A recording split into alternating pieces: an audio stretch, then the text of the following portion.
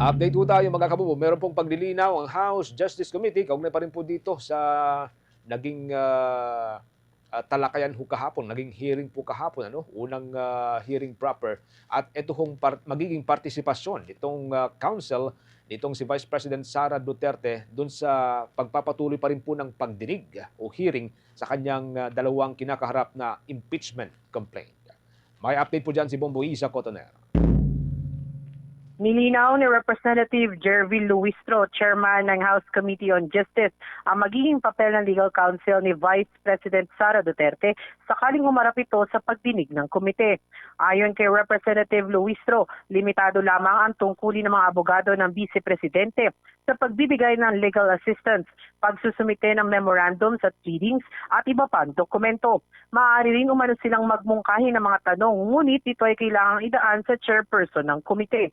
Ipinanawanag ng mambabatas na kung papayagan ang direktang pagtatanong ng kampo ng Vice Presidente at pati na rin yung sa complainant, maituturing nitong formal na paglilitis. Anya, sa kasalukuyang yugto kasi ng pagdinig, ang mga miyembro lamang ng Justice Committee ang maaaring magtanong bilang bahagi ng pagtukoy sa probable cause.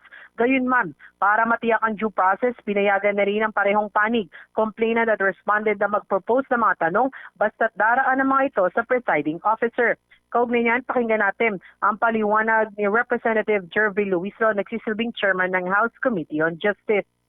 Participation of their lawyer is limited to the assistance, which will be given during the hearing, submission of memorandum, pleadings, and other documents, and propounding of questions through the chairperson of the Justice Committee. No? Ulitin natin yon. If we allow the raising of questions to the lawyers, not just of the respondent, but even of the complainant, then that will be tantamount to hearing. Because that is one thing that distinguishes a trial from the clarificatory hearing. No? And since this is akin to a preliminary investigation only, the questions actually must come from the prosecutors, who in this case are the justice members.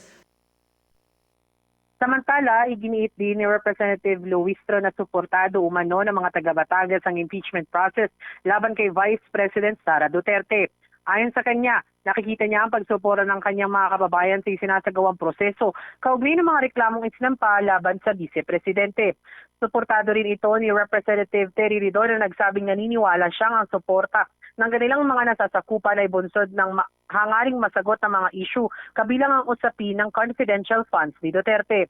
Sa kabila ito ng mga kritisismo kung nakonsulta ba ng justice members sa kanilang mga constituents ang pagsusulong ng impeachment laban nga kay Vice President Sara Duterte.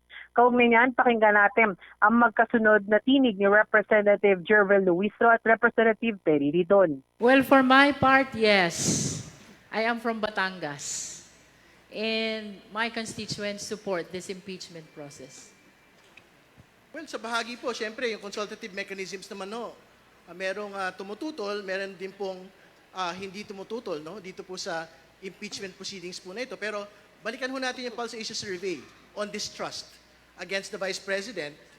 Ang pinakamataas pong porsyento ron, ang nakalagay ho doon, corruption allegations against the Vice President. So, Tico, yun ang pinaghuhugutan nung pong mga constituencies po na sumusuporta ho dito sa impeachment. I think they would want to see some closure on the matter of confidential funds, unexplained wealth, and the death threat against the President.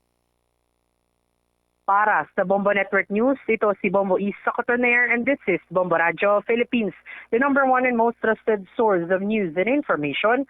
Basta Radio Bombo. For the most trusted source of news and information, visit our website at www.bomboradio.com. Follow us on Bombo Radio mobile app, Facebook, YouTube, TikTok, and X, formerly Twitter. Like, share, and stay connected. Anytime, anywhere.